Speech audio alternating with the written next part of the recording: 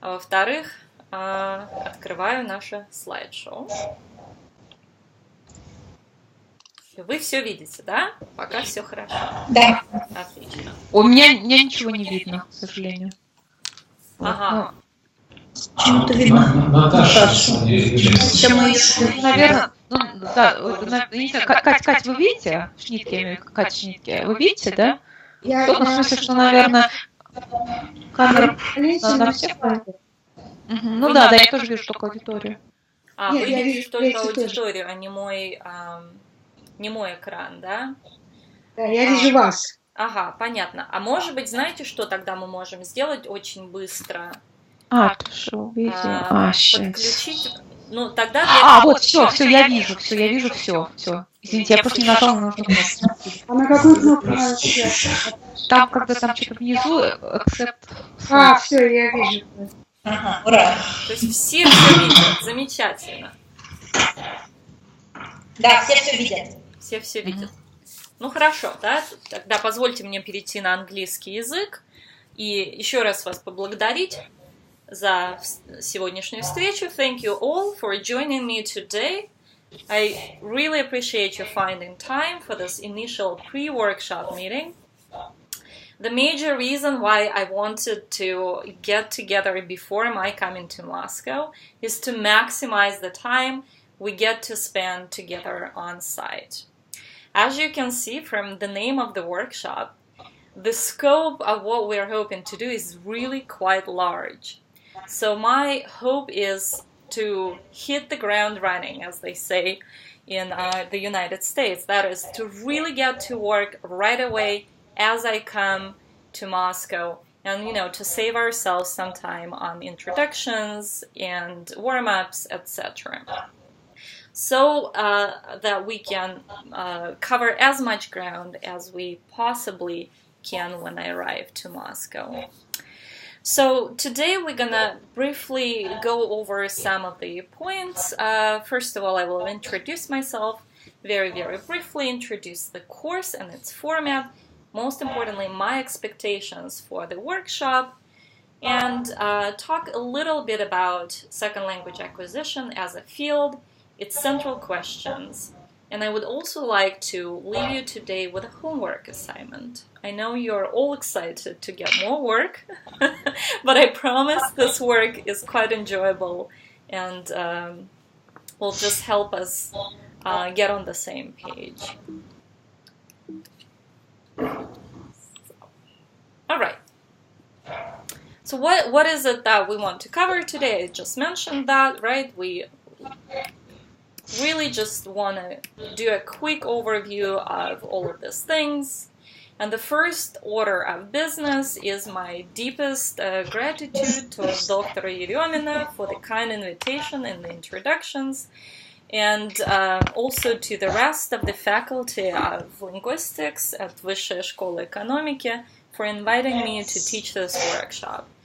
I really appreciate and cherish the opportunity to come join you, a wonderful, I'm sure, team of Russian language teachers, linguists, and simply like-minded people.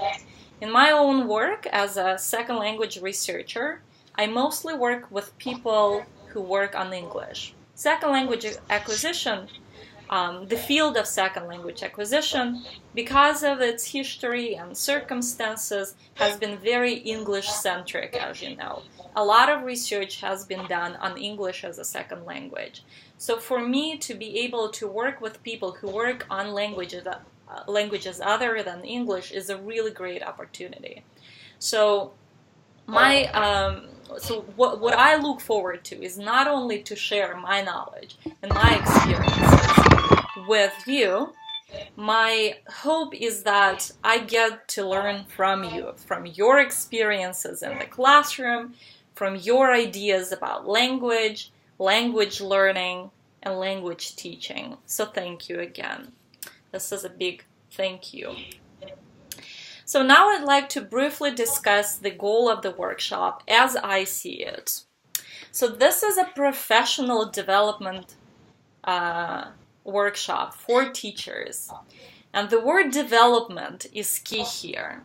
My goal is not to impart some information or knowledge or to instruct you what to do in your classes. I cannot possibly come into Moscow with some ready-to-use solutions for your classroom problems. I'm sure you all know that there are no such one-size-fits-all type of solutions for language learning, right? So what I would like to achieve in the next couple of weeks is to encourage professional thinking. So my idea is for professional thinkings, I guess. My idea is to set up a space for active exploration of ideas, theories, and approaches to language learning and teaching. So really for all of us to come together and think about ideas, think about theories, approaches. Some of them may be old, some of them may be new. It's for us to reinterpret them from the point of view of today's practice and today's knowledge. Finally, I would like us to have an opportunity for collaborative, what we call translational practice. And for the word translational here means that we take theoretical knowledge and we try and attempt to envision how that works in the classroom. Something that will come to, an idea that we will talk about again and again, is that second language acquisition is a rather theoretical field. It doesn't necessarily directly instruct you how to take what we know about language acquisition into the classroom. This is where we need that additional space to really think about how theory can enrich practice. So what we're going to talk about may or may not lead to some qualitative changes in language practice or in language teaching, really, practice. So it's not that I'm going to give you certain techniques and send you off to teach. Not necessarily what I'm hoping to achieve. It really is about thinking theoretically and then thinking about translational opportunities. Now, what is SLA? I mean, I'm sure that you all heard the some sort of definition of the field. And in the words of one of its most prominent or important, I would say, researchers of today, Lourdes Ortega, second language acquisition is a scholarly field or a field of inquiry that investigates the human capacity to learn languages.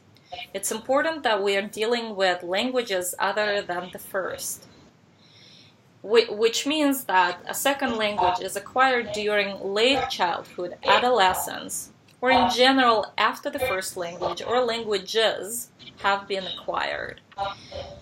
A second language is not necessarily literally the second language. It can be one's third, fourth, or fifth language.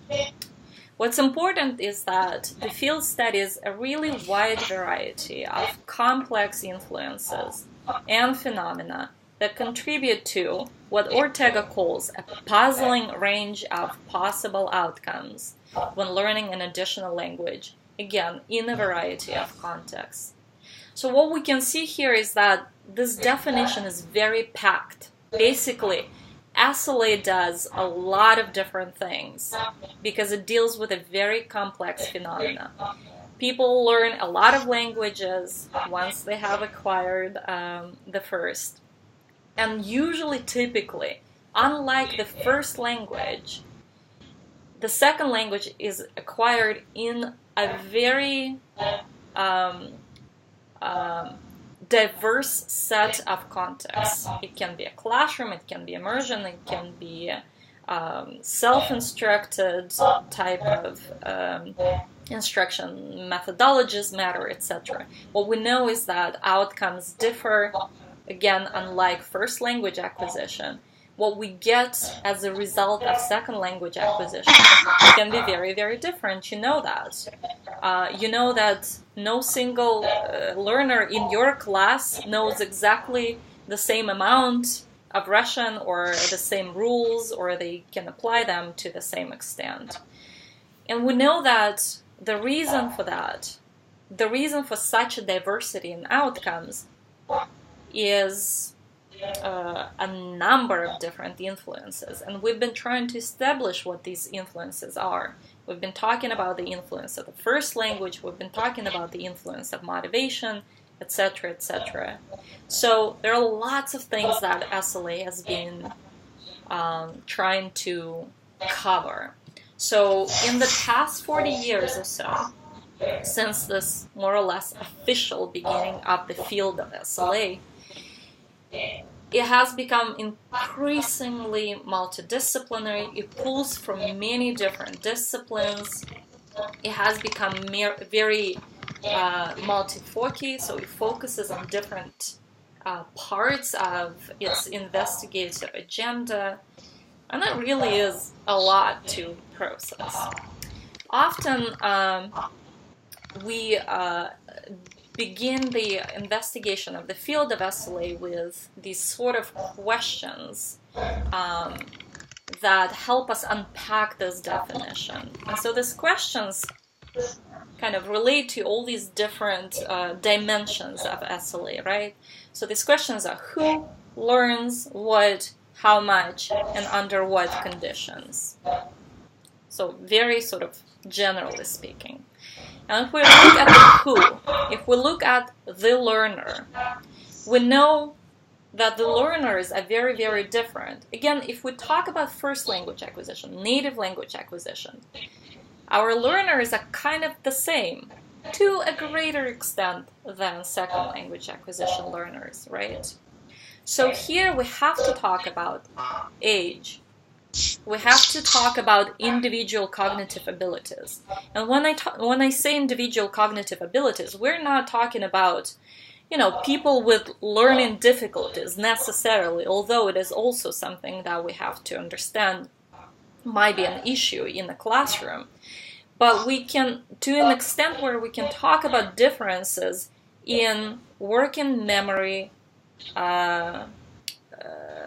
load. So how big is your working memory can impact how good you learn a language. We know a little bit about aptitude, we know a little bit about attitude, motivation. We all know that is a very strong predictor, or at least a strong factor in how learners acquire language. And of course, people talk about personality and learning styles and whatnot.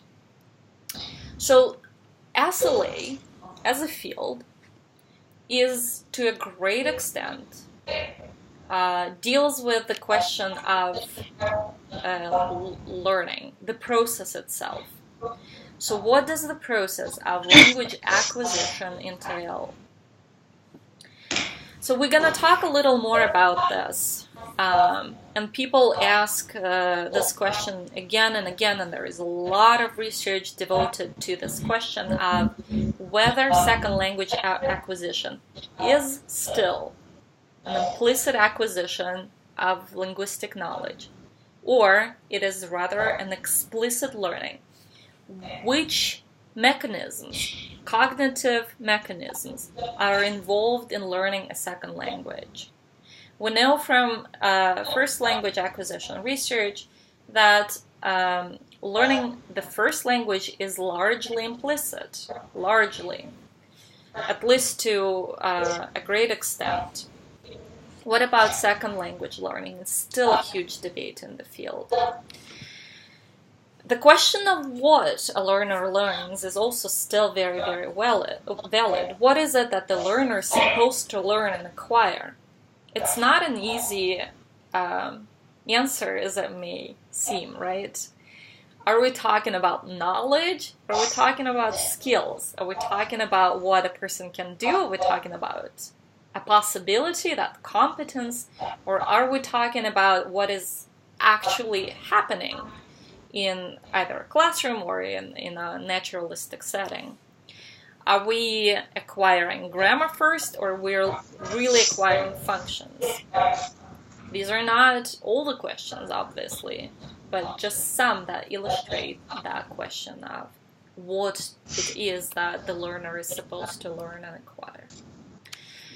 When we talk about language, we also talk about we need to understand what we mean by language and by the object of study, right? Are we talking about prescriptive norms? Are we talking about rules? Or are we talking about certain patterns?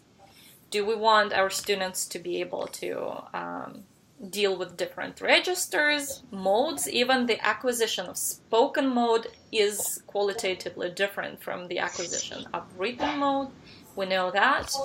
We also have a lot of questions about what counts as knowing language. Is grammar enough? Is vocabulary enough? Can we just never touch upon things like discourse patterns and other pragmatic patterns? And there is a question of how much of. So the question of criteria for having learned something or having acquired something. So there is a lot of talk about assessment, and I have to say that the question of how much of, especially the question of assessment and feedback and everything that has to do with understanding where the learner is already kind of slightly outside of the field of second language acquisition per se, moving on to the field of foreign language or second language methodology, or didactics as we call it in Russian. All right, how are you doing so far? Everyone's with me? Wow. Yes?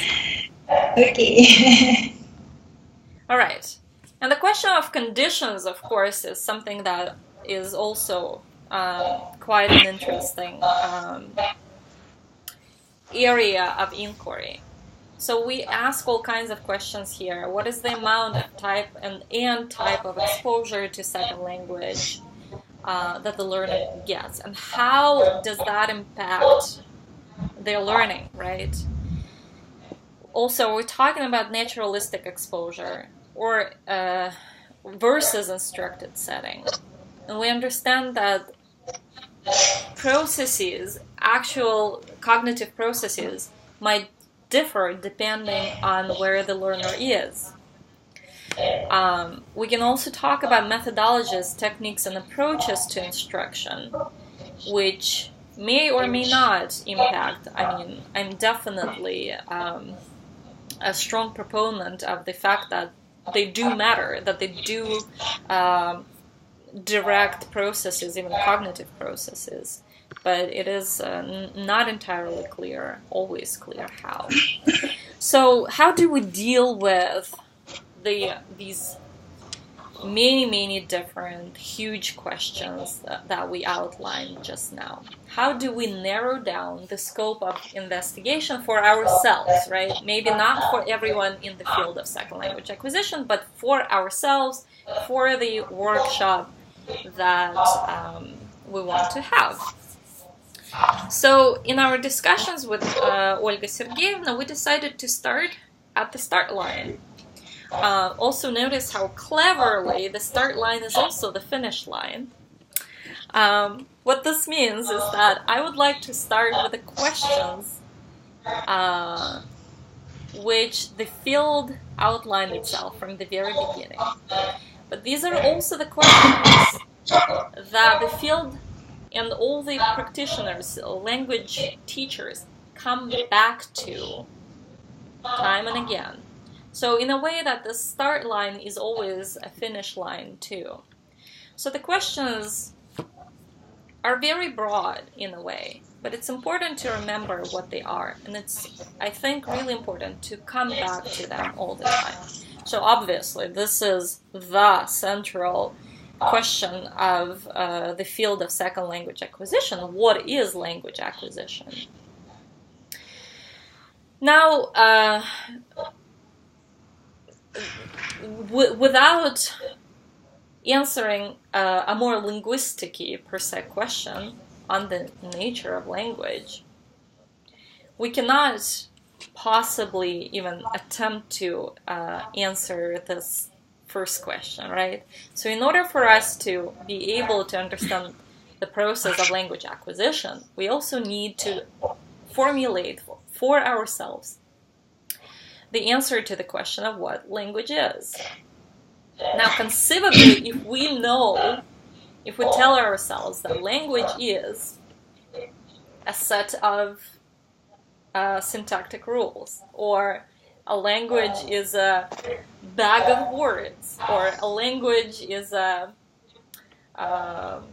repertoire of meanings, whatever this our question may be, it should help us answer the question of, okay, what's the object of language learning?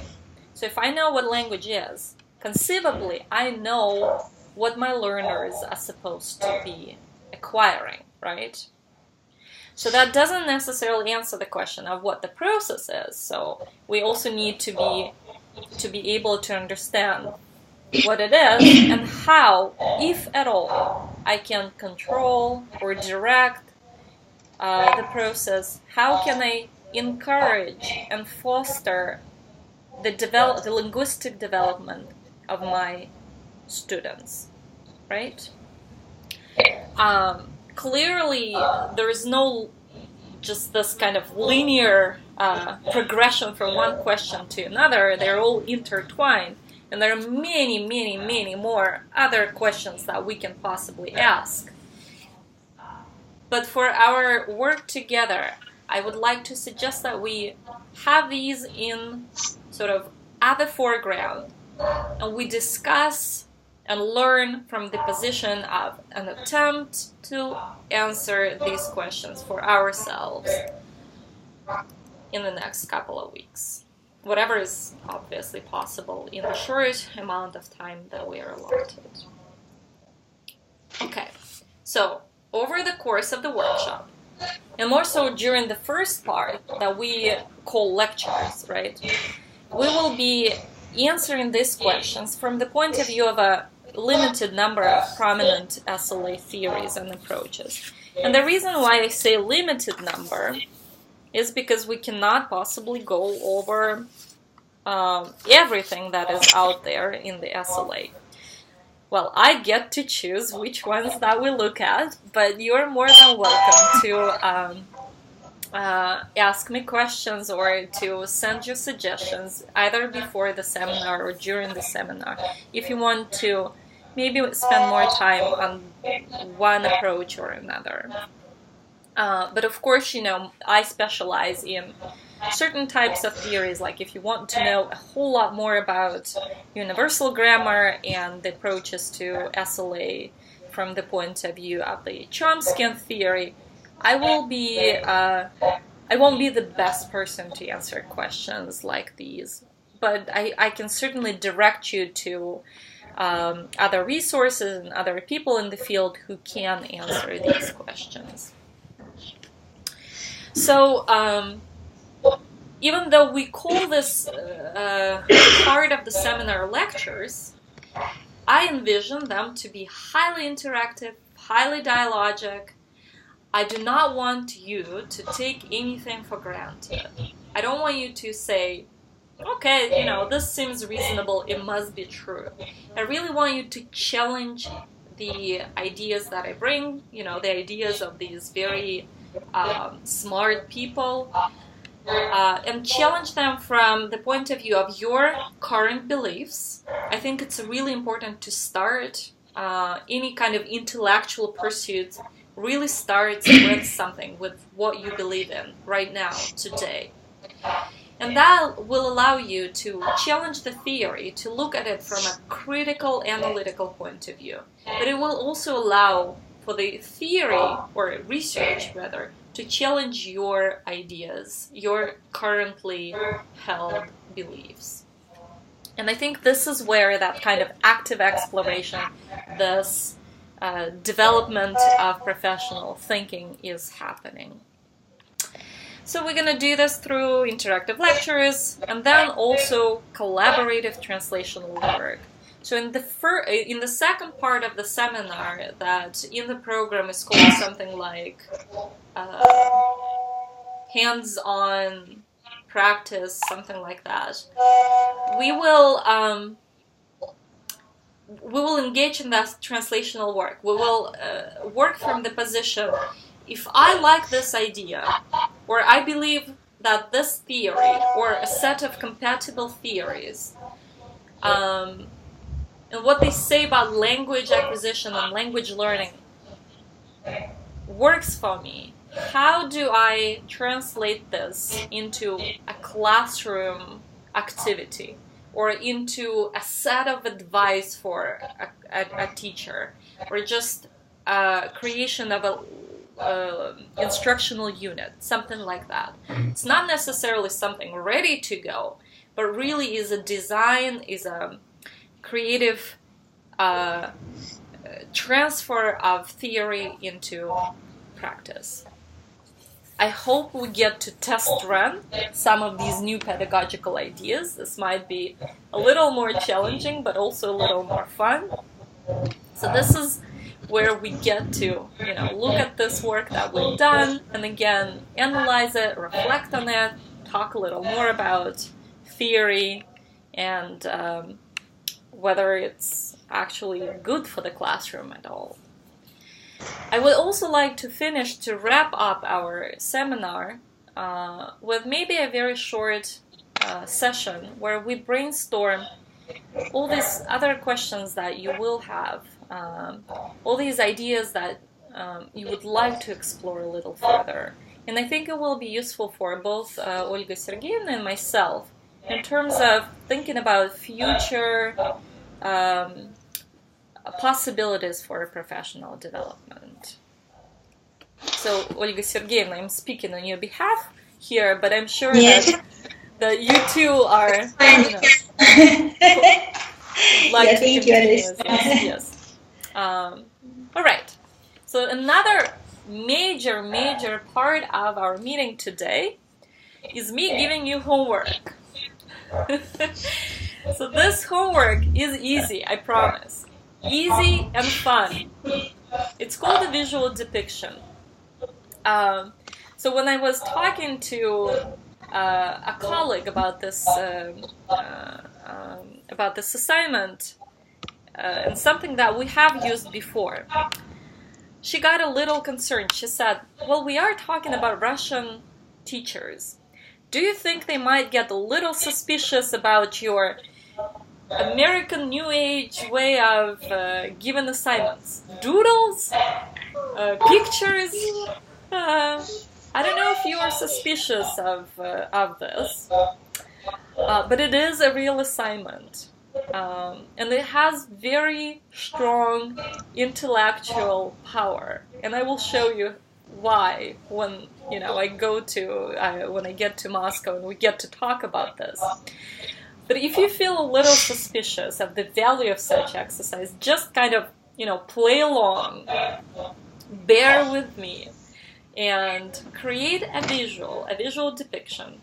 Like you can just draw palka огуречек. You can, find pictures of clip art and photographs and create an image that represents an answer to one of the questions. The questions are not new for you. These are the same questions that we just raised. You can add verbal comments here and there that will help explain this visual. But I will also hopefully we will get to talk about these visuals when I go to Moscow, so there will be opportunity for you to explain yourself further. So the questions are the same as we raised in the sort of at the beginning or more towards the middle of this meeting today. So what I would like to understand is what you think language acquisition is. I don't want you to go dig up some research or look through textbooks. I mean, it is fine to think about this answer from a very scientific point of view, you all have, you've been prepared as linguists, as teachers, you have a lot of kind of intellectual baggage. I'm not saying do not tap into that. What I mean to say is that it doesn't need to be, that current research says this about language acquisition. I want you to explore your understanding of what it is, what it entails. How can I conceptually envision language acquisition on paper in images? Or, what is language? How can I visualize language on paper or on a poster? Okay? And what I think needs to be taught in a language classroom. What is it that I teach? Well, let me paraphrase that. I know you all have a program. You're often told what you need to teach in your classrooms, right? But ideally, if you did not have specific requirements, what do you think needs to be taught in a language classroom? All right, I'll stop here to maybe get some questions and clarify if need be. Olesya, can I ask a very classic question most students would ask me if they get an assignment like this? It's how many pictures do you expect to see for each question? Brilliant question. And of course, very warranted. Well, I would say as many as it is enough for you to explain what it is. And So that's my classic answer to my students when they ask me this question. You knew it. Okay, anything else? And of course, it also needs to be... Deadline. The next question. Of course. So if you don't like my bubbles, there are also these questions in language, in writing, in linear form, as it were. I'm not a very linear person. You'll realize it very, very soon. I don't necessarily know why I deal with languages. Languages are very linear most of the time, but not my preferred mode of thinking. And here it is. Please send your creations by Saturday, March 18th. You've got plenty of time, but I also want you to give me a little bit of time to look at them, process them, really figure out how I can use them. And of course, the idea for this assignment is not just to give you work. The assignment, or rather your answers to this assignment, will provide me with a quick understanding of what you know, how you understand second language acquisition. If you are sort of conceptually very, very similar in regards to one approach or one theory, we can spend less time there, and I will bring something to think about that challenges your ideas more than comforts you into thinking, I was right, that sort of thing. There are no good or bad answers. You can all get пятерки for everything you do.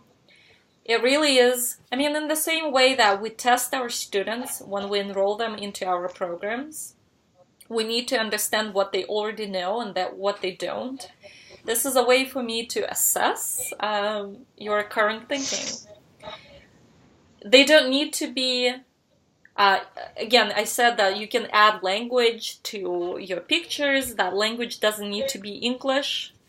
It can be Russian. Other languages if you prefer.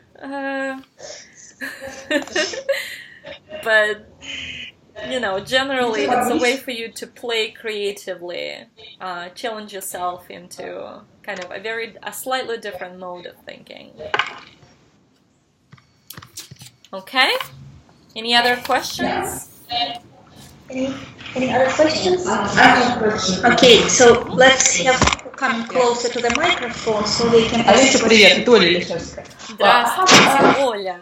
sort of provocative question to the slide. Well, could you get back to the slide on the prominent theories in second language edition? Sure. Yeah. So my question is, how many theories you can consider to be prominent in at present in the USA?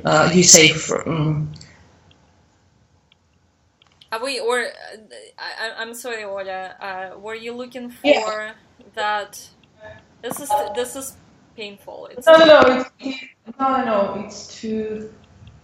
No. It was after who and what and. Oh, I see. I think, and after. Maybe here. Yeah. After that, it was about the focus of your seminar. Yeah. Mm-hmm.